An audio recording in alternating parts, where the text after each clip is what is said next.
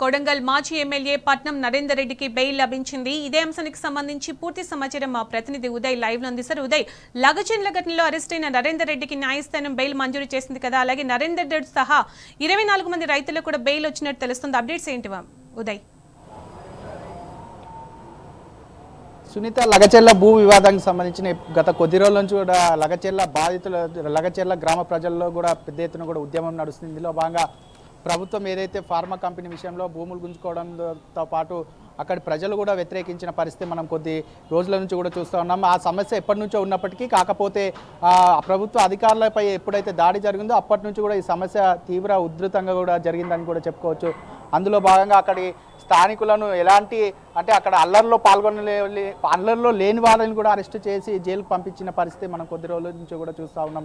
దీనికి సంబంధించిన ఇప్పటికే అంటే కొడంగల్ మాజీ ఎమ్మెల్యే పట్నం నరేందర్ రెడ్డిని కూడా అరెస్ట్ చేసి జైలుకు తరలించిన పరిస్థితి కూడా మనం చూస్తూ ఉన్నాం. అప్పటి నుంచి కూడా న్యాయ పోరాటం చేస్తూ ఈరోజు ఎట్టికేలకు కూడా పట్నం నరేందర్ రెడ్డికి బెయిల్ మంజూరైందని కూడా మనకు తెలుస్తూ ఉంది. దీనికి సంబంధించిన ఇప్పటికే పట్నం నరేందర్ రెడ్డికి పూచికత్తుతో పాటు రెండు షూరిటీలు సమర్పించి కూడా బెయిల్ మంజూరు చేసిందని కూడా చెప్పుకోవచ్చు. పట్నం నరేందర్ రెడ్డితో పాటు దాదాపు 24 మంది లగచెర్ల బాధితులకు కూడా బెయిల్ మంజూరైంది. ఈ లగచెర్ల బాధితులు దాదాపు నెల రోజుల నుంచి కూడా బాగా ఇబ్బందులు పడుతున్న పరిస్థితి మనం చూస్తూ ఉన్నాం. అక్కడ పరిస్థితులను కూడా టీ న్యూస్ ద్వారా కూడా ఎప్పటికప్పుడు కూడా మనం సమాచారాన్ని సేకరించి అంటే చూపిస్తూ ఉన్నాం. దీనికి సంబంధించిన బీఆర్ఎస్ పార్టీ కూడా ఎప్పటికప్పుడు లగచెర్ల బాధితులకు అండగా నిలిచింది. ముఖ్యంగా BRS party working president KTR గారి ఆదేశాల మేరకు బీఆర్ఎస్ పార్టీ నాయకులు అక్కడ లగచెర్ల బాధితులకు అండగా నిలుస్తూ వారికి ధైర్యం చెప్పారు.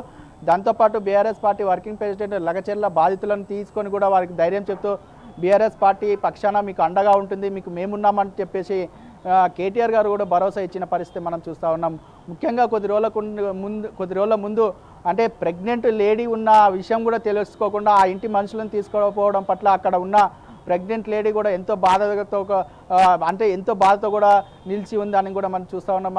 ఆ లేడీకి ఇంట్లో ఎవరు లేని సమయంలో కూడా వారి హస్బెండ్ని తీసుకెళ్లడం మాకు చాలా బాధ ఉందన్న చెప్తున్న సమయంలో కూడా పోలీసులు తీసుకెళ్లడం పట్ల ఆ ప్రాంత ప్రజలు కూడా తీవ్ర ఆగ్రహాన్ని వ్యక్తం చేశారు. ముఖ్యంగా పులిచెర్ల తాండాలో కూడా ఒక్క మగ మనిషిని లేకుండా కూడా పోలీసులు తీసుకెళ్లిన పరిస్థితి చాలా దారుణం అనిపిస్తుంది. దీనికి సంబంధించిన ఇప్పటికే బీఆర్ఎస్ పార్టీ నాయకులు కావచ్చు, దాదాపు బీఆర్ఎస్ పార్టీ ఎమ్మెల్యేలు కూడా లగచెర్ల బాధితులకు అండగా ఉంటూ దాదాపు నెల రోజుల పాటు కూడా పోరాటం చేస్తూ ఈరోజు ఎట్టకేలకు వారి పోరాటాన్ని ఫలితంగా కూడా ఈరోజు బాధితులకు కావచ్చు, నరేందర్ రెడ్డికి కావచ్చు బెయిల్ మంజూరు కావడం పట్ల అటు బీఆర్ఎస్ పార్టీ ఎమ్మెల్యేలు కావచ్చు, బీఆర్ఎస్ పార్టీ నాయకులు కూడా హర్షం వ్యక్తం చేస్తున్నారు. ఇదే విషయానికి సంబంధించి అసెంబ్లీలో కూడా ఒక చర్చ నడిచిందని కూడా చెప్పుకోవచ్చు. ఈ చర్చ కూడా దాదాపు బెయిల్ అంటే సంఖ్యలు వేసుకొని కూడా అసెంబ్లీలో తమ నిరసన కార్యక్రమాన్ని బీఆర్ఎస్ పార్టీ ఎమ్మెల్యేలు ఆ ప్రభుత్వానికి తెలియజేశారు. అయినప్పటికీ కూడా ఎలాంటి స్పందన రాకపోవడంతో మరింత ఉధృతం చెలరేగింది ఈ ఉద్యమం. దాంతోపాటు అక్కడ స్థానికులు కూడా తీవ్ర ఆగ్రహం వ్యక్తం చేస్తున్నారు. అక్కడ స్థానికులు ఒకటే మాట చెప్తున్న పరిస్థితి ఏంటంటే, మేము ఏరి కోరి తెచ్చుకున్న ప్రభుత్వం మమ్మల్ని ఇలా ముంచేస్తుందని చెప్పేసి మేము ఎప్పుడూ అనుకోలేదు, మార్పు అంటేనే ఇదేనా మార్పు అని చెప్పేసి అక్కడ ప్రజలు కూడా తీవ్ర ఆగ్రహాన్ని వ్యక్తం చేస్తున్నారు. ముఖ్యంగా మహిళలు అయితే అంటే తిట్లతో కూడా వాళ్ళకి ఈ ప్రభుత్వానికి వ్యతిరేకిస్తున్న పరిస్థితి మనం చూస్తూ ఉన్నాం. ఎందుకంటే మేము ఇవ్వంరా బాబు, మా భూములు మేము ఇవ్వము అంటున్నా కూడా మమ్మల్ని ఏదో రకంగా ఇబ్బందులు పెడుతూ మా కుటుంబ సభ్యులను ఇబ్బంది పెడుతూ మా భూములు లాక్కునే ప్రయత్నం చేస్తున్నారు. కాబట్టి మేము చచ్చినా కూడా మా భూములు ఇవ్వమని చెప్పేసి అక్కడ లగచెర్ల గ్రామ ప్రజలు కావచ్చు, అటు చుట్టుపక్కల తాండా ప్రజలు కూడా చెప్తున్న పరిస్థితి మనం కొద్ది రోజులు కరెక్ట్ గా చెప్పారు. మొన్న కూడా ఒక ఇన్సిడెంట్ చూసాము. అంటే ఎవరైతే రైతును అరెస్ట్ చేశారో అతను జైల్లో ఉండి గుండెపోటు వచ్చి అంటే హెల్త్ బాగలేక హాస్పిటల్కి తీసుకొచ్చినప్పుడు కూడా వాళ్ళ తరపు బంధువులు అతని కుటుంబ సభ్యులు ఎవరైతే ఉన్నారో ఒకటే చెప్పారు, ఏది ఏమైనా మీరు ఏం చేసినా కూడా మా భూమి మాత్రం లాక్కోలేరు, మా భూమి మీకు ఇచ్చేదే లేదు అని ఖచ్చితంగా తెగేసి చెప్పడం జరిగింది.